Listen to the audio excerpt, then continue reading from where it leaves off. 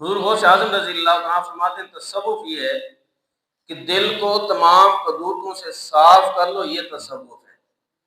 یعنی دل کو صاف کرنے کا نام تصوف ہے۔ اور فرماتے ہیں کہ اس کی بنا 8 خصلتوں پر ہے۔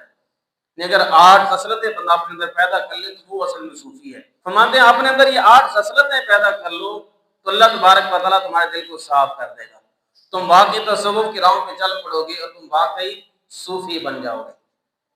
اب اس کی تھوڑی سی تفصیل جو ہے میں آپ کے سامنے عرض کرتا ہوں۔ سب سے پہلے فرماتے ہیں سخاوت سیدنا ابراہیم علیہ السلام، ابراہیم علیہ السلام جیسی سخاوت اپنے اندر پیدا کرو۔ ابراہیم علیہ السلام کی سخاوت کیسی ہے؟ آپ نے اپنے گھر کے 4 دروازے رکھے تھے، یعنی دائیں طرف سے بھی، بائیں طرف سے بھی، آگے سے بھی، پیچھے سے بھی 4 دروازے رکھے تھے تاکہ اگر کوئی مہمان بھوکا آئے تو اس کو انتظار نہ کرنا پڑے کہ میں ادھر سے چل کے اس دروازے سے آؤں گا تو پھر اندر جاؤں گا تو کھانا ملے گا، ادھر سے آ رہا ہے سیدھا گھر کے اندر داخل ہوگا، ادھر سے آ رہا ہے تو سیدھا گھر کے اندر داخل ہوگا، ادھر سے آ رہا ہے تو سیدھا گھر کے اندر داخل ہوگا، ادھر سے آیا تو سیدھا گھر کے اندر داخل ہوگا اور آج اس کو کھانا پیش کیا جائے گا۔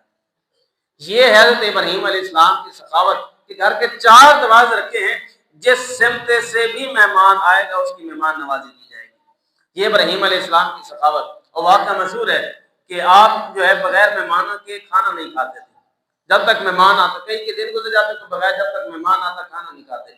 ایک مرتبہ صبح سے لے کر شام تک انتظار کیا، کوئی مہمان نہ آیا، آپ انتظار میں بیٹھے تھے، دور سے دیکھا ایک بزرگ جا رہے ہیں تو آپ فرماتے ہیں چلو میں نے دیکھا کہ وہ جا رہے ہیں تو اس کو جا کے بلا کے لائے، فرمایا کہ میں آپ کی مہمان نوازی کرنا چاہتا ہوں، آپ تشریف لائیں۔ اس نے کہا جی میں کام سے جا رہا ہوں، میرے پاس اتنا وقت نہیں۔ کہا مہربانی فرمائیں کہ میں نے کچھ کھایا نہیں ہے اور بغیر مہمان کی خاطر آپ میرے ساتھ کھانے میں شامل ہوں۔ وہ بابا جی تشریف لے آئے، ابراہیم علیہ السلام کے ساتھ دسترخوان پہ بیٹھے، جب کھانا شروع ہونے لگا تو اس نے بغیر بسم اللہ کی شروع کیا تو حضرت ابراہیم علیہ السلام نے فرمایا کہ آپ پڑھیں بسم اللہ الرحمن الرحیم، اللہ کے نام سے شروع کریں۔ اس نے کہا میں اللہ کو مانتا نہیں تو اللہ کے نام سے شروع کیسے کروں، میں تو آگ کی پوجا کرنے والا ہوں، مجوسی ہوں، تو جب اللہ کو مانتا نہیں اللہ کے نام سے شروع کیسے کروں؟ ابراہیم علیہ السلام نے فرمایا کہ جس اللہ کے نام پہ میں تمہیں کھلاتا ہوں اس کے نام نہیں لیتا، اس کے نام سے شروع نہیں کرتا تو پھر میں بھی تجھے کھانا نہیں کھلاتا۔ آپ دسترخوان سے اٹھ جائیں۔ شخص حیران کہ میں تو اپنے کام سے جا رہا تھا، مجھے لے کے آئے، کھانا کھانے بیٹھا ہوں تو انہوں نے مجھے یہ کہہ کے اٹھا دی میں اللہ کو نہیں مانتے تو کھانا بھی نہیں ملے گا۔ وہ بزرگ اٹھ کے گئے ہی تھے، ابراہیم علیہ السلام کو اللہ نے وحی فرمائی، فرمایا اے ابراہیم علیہ السلام وہ بابا جی بزرگ 70 ساس مجھے نہیں مان رہے تھے، میں پھر بھی کھانا ان کو دے رہا تھا۔ 70 ساس مجھے نہیں مانا، اس کے باوجود میں نے اس کو کھانا دیا ہے، کبھی کھانا بند نہیں کیا، اور تجھے ایک بار دینا پڑ گیا تجھے بند کر دیا، جاؤ اس کو بلا کے لاؤ۔ ابراہیم علیہ السلام پھر گئے، جا کے کہا بابا جی آپ تشریف لائیں، دسترخوان پہ کھانا تیار ہے۔ اس نے کہا جی بندے ہو، میں جا رہا تھا مجھے بلا کے لائے، کھانے کے لیے بیٹھا تو اٹھا دیا، اب پھر بلانے کے لیے آ گئے۔ کہا جس رب کا نام لینے کے لیے میں نے کہا تھا اس رب نے کہا ہے کہ 70 ساس مجھے نہیں مانتا، میں نے تو کبھی کھانا بند نہیں کیا، تو نے آج ایک بار دینا پڑ گیا تو نے بند کر دیا، اس رب نے مجھے حکم فرمایا ہے۔ کہا اتنا پیارا رب ہے تو اس رب کے نام مجھے کلمہ پڑھا کے دار اسلام کے اندر داخل کر دو۔ کلمہ بھی پڑھایا، کھانا بھی کھلایا۔ تو اس لیے حضرت شیخ عبدالقادر جیلانی فرماتے ہیں اگر تم واقعی صوفی بننا چاہتے ہو، اللہ کے پیار اور قرب حاصل کرنا چاہتے ہو تو حضرت ابراہیم علیہ السلام جیسی سخاوت اپنے اندر پیدا کرو، ان جیسی مہمان نوازی پیدا کرو۔ آقا کریم علیہ السلام نے صاحب میں من کان یؤمن باللہ والیوم الاخر فلیکرم ضیفہ، فرمایا جو اللہ پر قیامت کے دن پر ایمان رکھتا ہے اسے چاہیے کہ مہمان کی عزت کرے، تکریم کرے، اس کی توقیر کرے۔ ابراہیم علیہ السلام ایک مرتبہ رب کی بارگاہ میں عرض کیا اللہ یہ تو ٹھیک ہے مہمانوں کی مہمان نوازی کرتا ہوں لیکن میں چاہتا ہوں تمام انسانوں کی مہمان نوازی کروں، تمام انسانوں کی دعوت کروں، یا اللہ ایسا کچھ ہو سکتا ہے؟ اللہ تبارک و تعالیٰ نے جنت سے کافور بھیجی، اس بات کو علامہ سلکی رحمۃ اللہ نے تفسیر البیان میں لکھا ہے، کافور اللہ تبارک و تعالیٰ نے بھیجی، فرمایا اس کو ہاتھ میں پکڑو، یا اللہ پھر کیا کرنا ہے؟ فرمایا اس کو پھینکو، یا اللہ پھر کیا ہوگا؟ فرمایا اس کا پھینکنا تمہارا کام ہے، پہنچانا مجھے رب العالمین کا کام ہے۔ جس جگہ پر وہ کافور جا کے پہنچی وہاں پہ نمک کی کان بن گئی، وہاں پہ نمک کی کان بن گئی۔ اب دیکھنا آپ جتنا مرضی اچھا کھانا بنا لیں، بڑے سے بڑے اس کے اندر مثالیں ڈالیں، نمک نہیں ڈالیں گے تو کھانے کا ذائقہ نہیں بنتا۔ تو اس لیے آپ دیکھیں اگر بندہ کسی کے پاس برسوں کام کرے، کھانا بھی کھاتا ہے، پانی بھی پیتا ہے، وہ لباس بھی دیتا ہے، وہ رہائش بھی دیتا ہے، سارا کچھ دیتا ہے، اگر کبھی بندہ کہہ دے کہ اس سے بے وفائی کر لے، اس کو چھوڑ دے، تو کیا کہتا ہے؟ یہ نہیں کہتا میں روٹی حرام نہیں ہوں، یہ نہیں کہتا پانی حرام نہیں ہوں، یہ نہیں کہتا میں کپڑے حرام نہیں، بلکہ کیا کہتا ہے؟ میں نمک حرام ہوں، میں نمک حرام نہیں ہوں۔ کیوں؟ وہ یہی وجہ ہے کہ وہ حضرت ابراہیم علیہ السلام کی طرف سے مہمان نوازی ہے۔ آج روزانہ جب کھانے کے اندر نمک ڈالتے ہیں تو یاد آتا ہے یہ ابراہیم علیہ السلام کی طرف سے مہمان نوازی ہے۔ تو حضرت شیخ عبد القادر جیلانی فرماتے ہیں اگر تم واقعی صوفی بننا چاہتے ہو تو اپنے اندر حضرت ابراہیم علیہ السلام جیسی سخاوت پیدا کر لو، اللہ تبارک و تعالیٰ تمہیں اپنے قریب کر دے گا۔ اس لیے یہ سخاوت کا تعلق یہ بھی نہیں ہوتا کہ مال ہوگا تو سخاوت ہوگی، نہیں، بزرگ فرماتے ہیں کہ مالا والے سخی نہیں ہوتے، تو سخیاں کول مال ہی ہوتا، ایتھے اتھے دوئی جہانی سخی کبھی کنگال نہیں ہوتا۔ تو جو سخی ہوتا ہے وہ کبھی کنگال نہیں ہوتا۔ کیوں؟ جو چیز آپ بانٹنا شروع کرتے ہیں اللہ وہ آپ کو اور زیادہ عطا فرمانا شروع کر دیتا ہے۔ تو اس لیے حضرت شیخ عبد القادر جیلانی فرماتے ہیں کہ اگر چاہتے ہو تم صوفی بن جاؤ تو اپنے اندر حضرت ابراہیم علیہ السلام جیسی سخاوت پیدا کرو۔ دوسرے نمبر پہ آپ فرماتے ہیں کہ رضائے سیدنا اسحاق علیہ السلام، کہ جس حضرت اسحاق علیہ السلام اللہ کی رضا پہ راضی رہے ساری زندگی، اسی طرح تم بھی اللہ کی رضا پہ راضی رہا کرو۔ اللہ تبارک و تعالیٰ کی طرف سے جو بھی آئے، جیسا بھی معاملہ ہو، تو یا اللہ جو تیری رضا ہے وہ میری رضا ہے۔ بے شک مارو مارو مینو میں درد نہ مول لے آواں، جے سوہنا میرے دکھ وچ راضی میں سکھ نو چل لے ڈاواں۔ تو فرماتے ہیں کہ اگر کوئی ایسا معاملہ ہو جائے تو اللہ کی رضا پہ راضی رہے، جیسا حضرت اسحاق علیہ السلام اللہ کی رضا پہ راضی رہے۔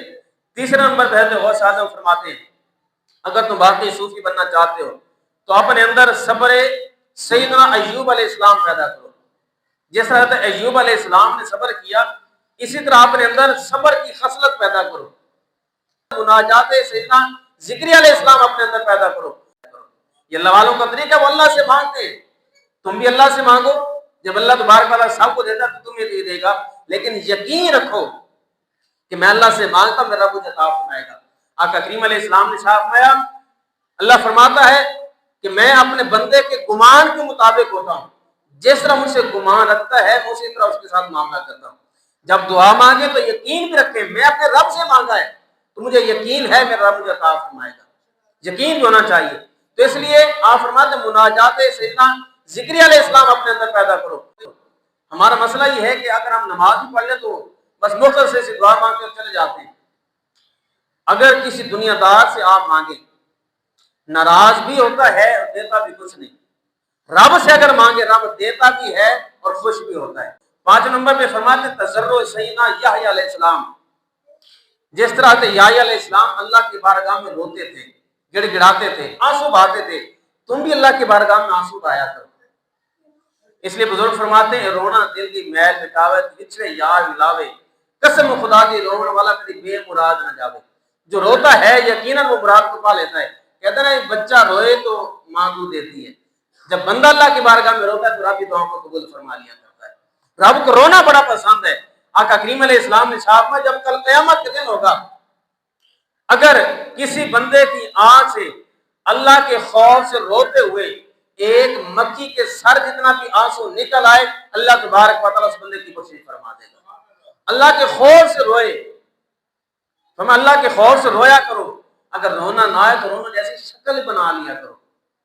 اس لیے اللہ کو رونا پسند ہے کہ اللہ کی بارگاہ میں رو، گڑ گڑاؤ اور اللہ کی بارگاہ میں عرض کرو یا رب العالمین تیرا در چھوڑ کے کہاں جاؤں، کوئی ہے ایسا در کسی اور در پہ جاؤں تو میری مشکل حل ہو جائے، تو رب کی بارگاہ میں مناجات کیا کرو، رب کی بارگاہ میں رویا کرو، جس طرح یحییٰ علیہ السلام ہر وقت رویا کرتے تھے اللہ کے خوف سے۔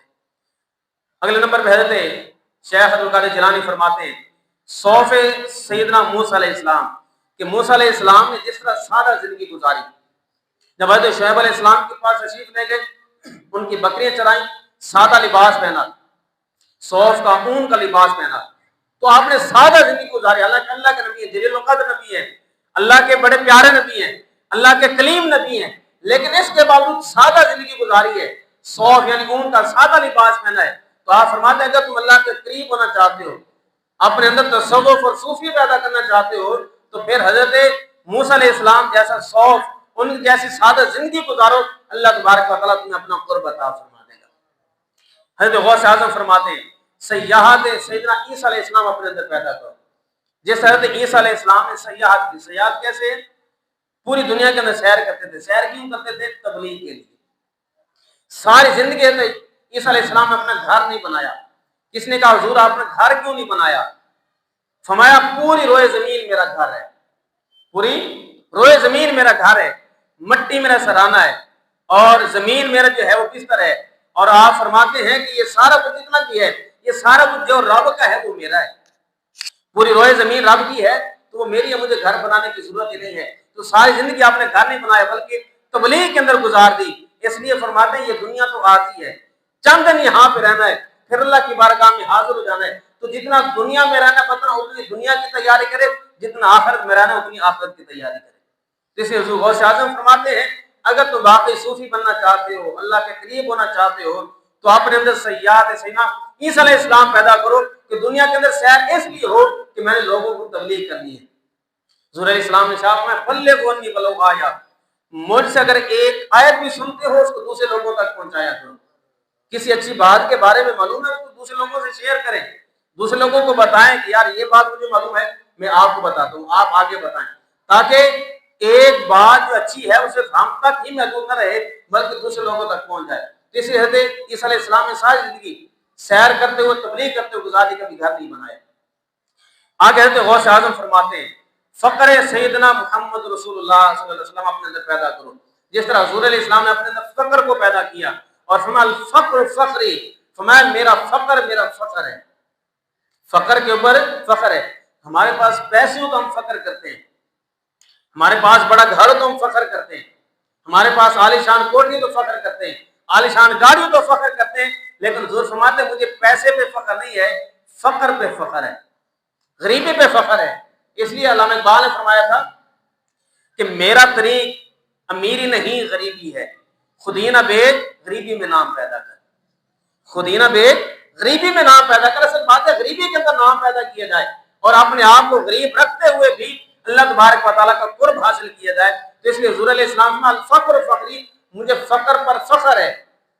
فرمایا اللہ تبارک و تعالیٰ نے مجھے فرمایا ہے محبوب اگر تو چاہے یہ جتنے پہاڑ ہیں سونے کے بنا دوں، تیرے ساتھ چلا دوں، تو جہاں چاہے جتنا چاہے خرچ کرتا رہے۔ لیکن حضور نے فرمایا میں نے عرض کیا رب العالمین میں تو یہ چاہتا ہوں ایک دن ملے تو کھاؤں تیرے شکر کروں، اگلے دن نہ ملے تو میں صبر کروں، نہ ملے تو صبر کروں۔ تین دن تک دو جہانوں کے سردار نبی علیہ السلام کے گھر چولہا نہیں چلتا۔ اس لیے کہ حضور فرماتا الفقر فخری، جو فقر ہے وہ میرا فخر ہے۔ اس لیے بزرگوں کا یہ طریقہ ہے، وہ کئی کے دن تک بھوکے پیاسے گزارتے ہیں، اس لیے کہ جتنا نفس کو بھوکا رکھا جائے اتنی روح طاقتور ہوتی ہے۔ ہم جسم کی خوراک اس کو کھلاتے ہیں لیکن روح کی خوراک اس کو نہیں کھلاتے، اس وجہ سے ہمارے روح کمزور ہوتا ہے، جس وجہ سے عبادت کے اندر دل نہیں لگتا، اچھے کاموں میں دل نہیں لگتا، برے کاموں کے اندر ساری رات گزارتے ٹائم کا پتہ نہیں چلتا۔ لیکن کوئی اچھا کام کرنا ہو، مسجد کے اندر آنا ہو، کسی محفل کے اندر بیٹھنا ہو تو ہمارے لیے 1 گھنٹہ یا آدھا گھنٹہ گزارنا مشکل ہو جاتا ہے۔ کیوں؟ ہماری روح کمزور ہے۔ ہم نے جسم کی خوراک تو اچھی سے اچھی اس کو پہنچائی لیکن روح کی خوراک وہ نہیں پہنچائی، نہ تلاوت قرآن کی، نہ نمازیں پڑھی، نہ روزے رکھے، نہ ہم نے جو ہے وہ کوئی تسبیحات کی، نہ قرآن و وظائف کیے، تو روح تو ہماری کمزور سے کمزور تر ہوتی چلی گئی، جسم کی خوراک اس کو ملتی رہی۔ تو اس لیے حضرت غوث اعظم فرماتے اپنے اندر فقر سیدنا محمد رسول اللہ صلی اللہ علیہ وسلم اپنے اندر پیدا کرو تاکہ تمہاری روح طاقتور ہو۔ جب روح طاقتور ہوگی اللہ تبارک و تعالیٰ تمہیں اپنا قرب عطا فرما دے گا، اللہ تمہیں اپنا محبوب بنا لے گا، تم اللہ کے اور قریب ہو جاؤ گے۔ لہٰذا یہ 8 خصلتیں جو اللہ تبارک و تعالیٰ اپنے نبیوں کو عطا فرمائی تھی، وہ نبیوں جیسی خصلتیں اپنے اندر پیدا کر لو، اللہ تبارک و تعالیٰ تمہیں اپنا قرب عطا فرما دے گا۔